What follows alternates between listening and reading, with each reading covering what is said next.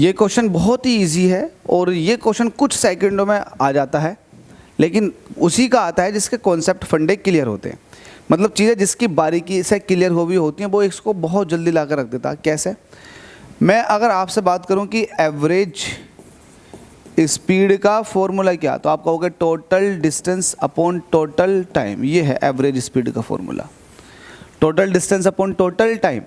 ठीक है, अब टोटल डिस्टेंस टोटल टाइम ठीक है, लेकिन एक कंडीशन है, इसी का ही एक अच्छा रूप है।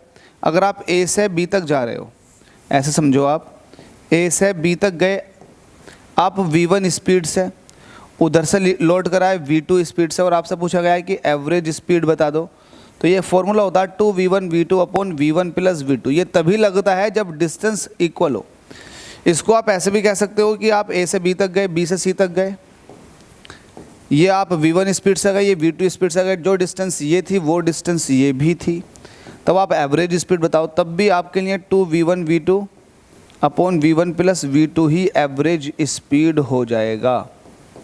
ठीक है, क्लियर है भाई? एवरेज स्पीड का फॉर्मूला क्या हो जाएगा? 2v1 v2 upon v1 plus v2। Hope so ये दोनों चीज़ें आपको अच्छे से क्लियर होंगी। तो ये क्वेश्चन कुछ ऐसा ही है।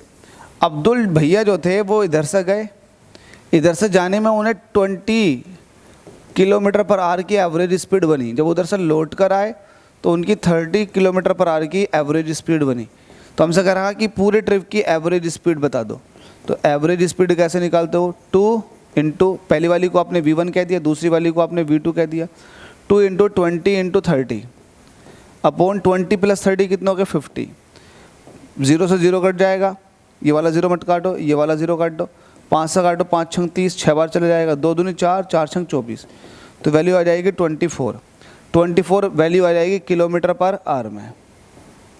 ठीक है भाई, तो उम्मीद करता हूँ ये भी समझ में आ गया होगा। 24 किलोमीटर पर आवर, इसका आंसर हो जाएगा ऑप्शन डी वाला ऑप्शन।